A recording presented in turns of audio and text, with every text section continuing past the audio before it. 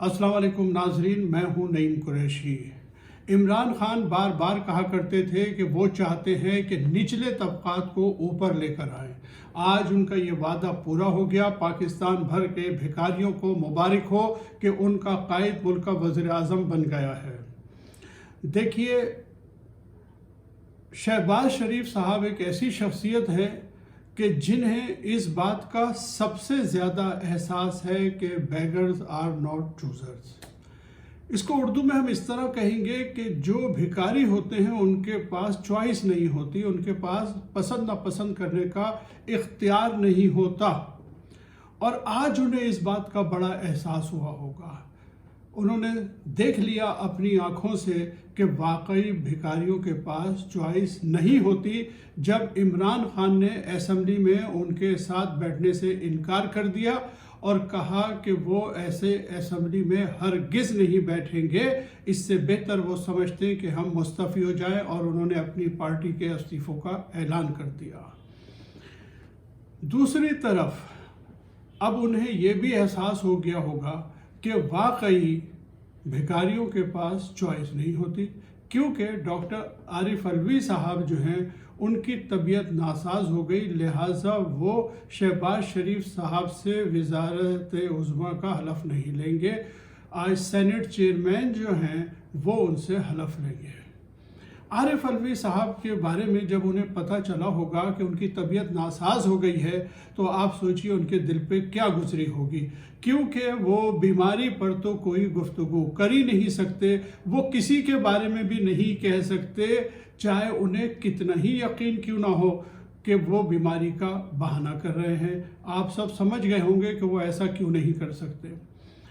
Doctor Arif Alvi को दर हकीकत doctors ने कहा कि उनकी तबीयत नासाज है, और मुल्क में चूँकि अभी कोरोना जो है वो ख़त्म ज़रूर हुआ है, पाकिस्तान में कोरोना से कोई अमवात भी नहीं हो रही, लेकिन बहरतौर अभी उसके असरात बाकी हैं, तो उन्हें डॉक्टर्स ने एडवाइस की है कि ज़रा वो पब्लिक से दूर रहे और ख़ास तौर से भिखारियों से बचें, क्योंकि उनमें कोरोना के जरासीम ज़्यादा हो सकते हैं। तो आज उन्हें एहसास हुआ होगा कि वाकई चॉइस जो है उनके पास नहीं है, बिल्कुल बेचारे बेबस हैं। दूसरी जानिब नाज़रीन, आपने सुना होगा एक कहावत हमारे यहाँ कही जाती है कि धोबी का कुत्ता घर का न घाट का। अब मैं ये किस पसे मंज़र में कह रहा हूँ, आप चूँकि भिखारी नहीं हैं लिहाजा आपके पास चॉइस है, आप खुद इसका फ़ैसला कर लीजिएगा। सिर्फ दो छोटी छोटी ख़बरें आपको सुना देता हूँ, आप सुन के हैरान हो जाएंगे कि कराची के एडमिनिस्ट्रेटर जो कि पीपल्स पार्टी की जानिब से बनाए गए थे, जनाब मुर्तज़ा वहाब साहब, मुर्तज़ा वहाब साहब ने आज एक बड़ा ज़बरदस्त बयान दिया, बल्कि प्रेस से शायद गुफ्तगू करते हुए कहा कि मेरे इल्म में नहीं है कि पाकिस्तान पीपल्स पार्टी और MKM के दरमियान कोई मुआहदा हुआ है। दूसरी खबर यह है कि शहबाज शरीफ के कौमी असम्बली के खिताब के बाद वसीम अख्तर साहब, जिनका ताल्लुक़ MKM से है, वो ये फरमा रहे हैं, उन्होंने बड़ा गिला शिकवा किया शहबाज शरीफ साहब से कि उन्होंने अपनी तकरीर में कराची पैकेज का जिक्र नहीं किया। उन्होंने ये भी कहा कि ये शहबाज शरीफ को ये बात याद रखनी चाहिए कि हमसे मुआहदे के नतीजे में वो इक़्तिदार में आए हैं।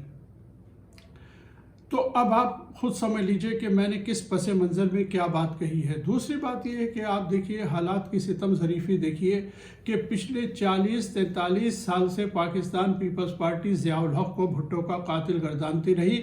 आज उसी कातिल, उसी ज़ियाउल हक़ का रूहानी बेटा शहबाज शरीफ वज़ीर आज़म बन रहा है, और शनीद है कि बिलावल भुट्टो उसके वज़ीर ख़ारजा बनेंगे।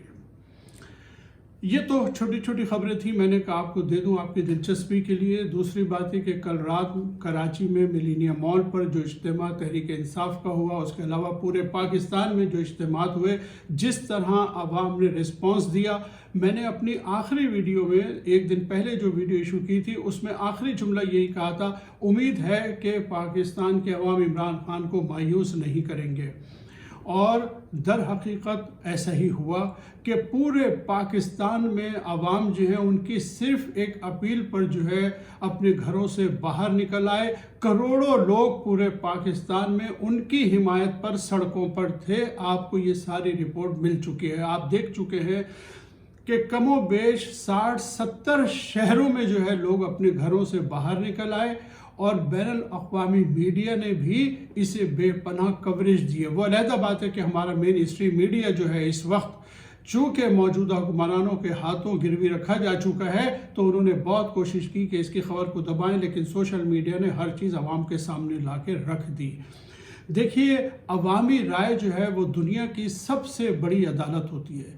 جب یہ رائے جاگتی ہے تو قوموں کا مقدر بھی جاگ جاتا ہے. کل عوام کی رائے جاگ گئی ہے. تمام متعلقہ لوگوں نے, تمام لوکل سہولت کاروں نے کل دیکھ لیا کہ انہوں نے کیا کیا ہے. کل عوام نے لازوال اعتماد کا اظہار کیا عمران خان کی قیادت پہ, اس کی پالیسیوں پہ, اور اتنا ہی بڑا عدم اعتماد کیا ہے یہ جو موجودہ سیٹ اپ ہے, یہ جو امپورٹڈ گورنمنٹ ہے, اسے لوگوں نے نامنظور کہا ہے. تو یہ بہت بڑا جو ہے اظہار ہے لوگوں کا عمران خان کی قیادت پہ, بہت بڑا اعتماد ہے, اور یہی آگے چل کے پاکستان کی تقدیر بدلنے والا ہے. دیکھیے, پاکستان کی تاریخ میں یہ واحد واقعہ ہے کہ کسی آؤٹ گوئنگ پرائم منسٹر کے لیے اس طرح لوگوں نے لبیک کہا ہے.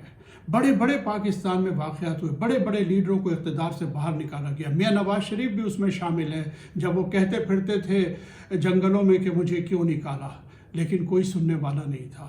آج عمران خان نے تو کمال کر کے دکھا دیا. میں نے اسی یقین کا اظہار کیا تھا آپ سے, اور پاکستان کے عوام نے جو ہے اس یقین کو پورا کر دکھایا. تو یہ تو صورتحال ہے عمران خان کی. اب ایک دوسرا مسئلہ یہ ہے کہ عمران خان صاحب نے آج استعفوں کا اعلان کر دیا ہے.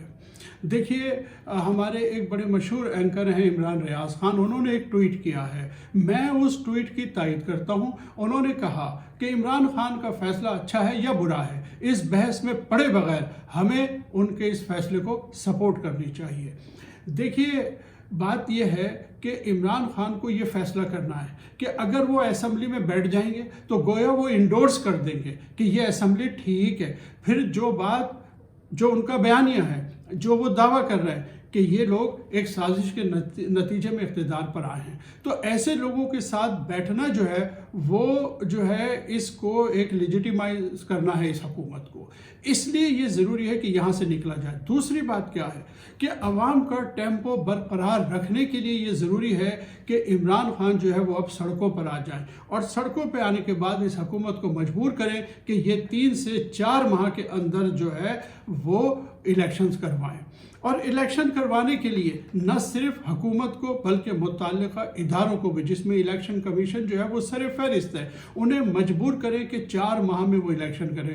اگر حکومت یہ سمجھتی ہے, اور حکومت نے دھمکیاں دینا شروع کر دی ہیں, محترمہ مریم نواز صاحبہ مسلسل کل سے دھمکیاں دے رہی ہیں, لوگوں کو ECL پہ ڈالا جا رہا ہے بغیر کوئی جرم بتائے, اور شہباز شریف کے حلف اٹھانے سے پہلے یہ ساری کارروائیاں جو ہیں وہ شروع ہو گئی ہیں.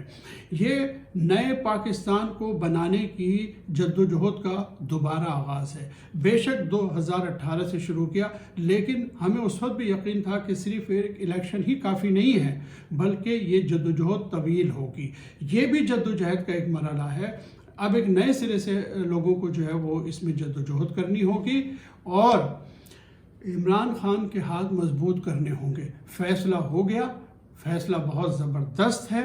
حکومت بے شک یہ کہے گی کہ انہیں کوئی فرق نہیں پڑتا, ہم ضمنی انتخابات کروا دیں گے, لیکن حقیقت یہ ہے ان استعفوں سے حکومت کے لیے راہیں مسدود ہو جائیں گی, اور حکومت 4 ماہ میں الیکشن کروانے میں جو ہے مجبور ہو جائے گی. ابھی تو یہ ابتدا ہے.